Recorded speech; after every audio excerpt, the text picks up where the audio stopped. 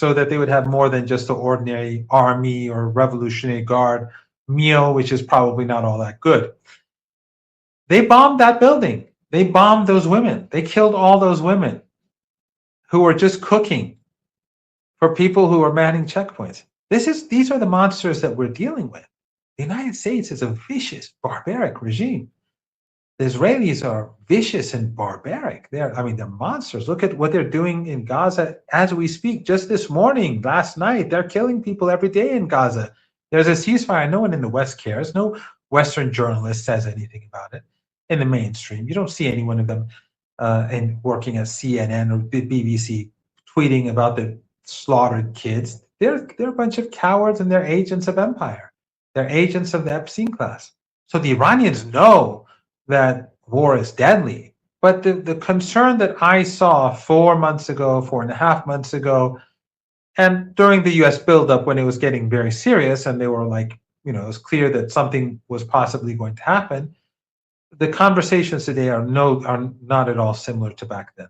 So I think that the Iranians do not have, many didn't have the fear, but those who did, that fear is non-existent or comparatively speaking non-existent.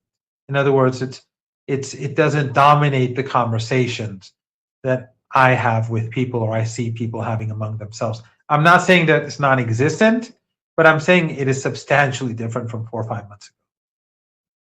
You mentioned the case of Gaza. That's why Lebanon is important for the Palestinian people. And we know that in the new agreement, in the MOU, Lebanese government together with the United States jointly, it says jointly commit to financially strangling any group tied to the resistance. And they're basically going after Hezbollah and the acts of resistance in Lebanon. I don't know how capable would the government in Lebanon be to do that, because this is not something new for Hezbollah. It's something for such a long time they have tried to do that against Hezbollah. But do you think the new government would have some sort of leverage to do it even more intensely against Hezbollah? They've been doing it for years. Even the previous governments, they were all in the American camp. But so they may try to do some things. But what I've been saying this before, and I very much believe in this. In general, all of this is a good thing because everyone is being exposed. All the masks are being removed. What happened when Syria first fell, and we've gone over this a few times, and I'm sorry if I'm boring your audience, but in Syria, the fall of the previous government, in my opinion, despite all the hardship, despite the fact that it helped the Israelis and the Americans, it was a good thing because many people were deceived by Erdogan, by the Americans, by the Europeans, by Western media, by Al Jazeera, by Al Arabiya, by all the these Arabic despotic regimes that are in the American camp, saying that these are freedom fighters and this is a sectarian war and that this is all about a Shia crescent and all that. And Hezbollah and Iran from the very beginning has nothing to do with that. This is an American attempt to undermine the resistance. And many were deceived. Many were deceived. Now when we see the behavior after the fall of Syria, we knew that Syria would never go after Israel. We knew that they would only go after their own people. We knew that they would only go after the resistance. It was clear as day from day one for us. There's no surprises. But for those who were saying, no, it's the exact opposite, it's become clear. They know, unless someone wants to, willfully close their eyes, as many people do, just like, just like MAGA, in our region, you have these MAGA people who will oppose the resistance and the Iran and Hezbollah no matter what. They're the MAGA of our region.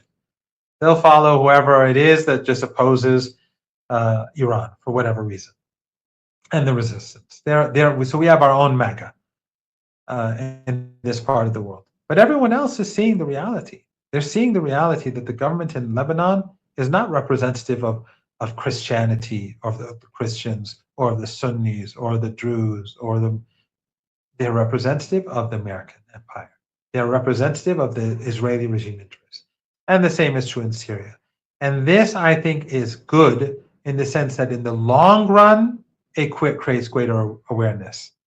So, as I say, if someone wants to oppose the Israeli regime, you're either with the resistance or you're not. And if you're not with the resistance, you're not against Israel. Don't pretend to be. You're not. You're just doing something else. You're actually helping Israel. So the divide is clear. It's the axis of resistance, the resistance, and the Israelis. And if those people in the region who want to pretend that there's a third way, there is no third way. Everyone else is in the Israeli camp. Syria, Israeli. Lebanese prime minister, Israeli. Lebanese president, Israeli. They're all in their camp. No one can pretend otherwise. And it's quite interesting that some of these people, they message me. Some of these people who I know, I've known for I don't want to name here because some of them are known figures. I've known some of them for 20 years.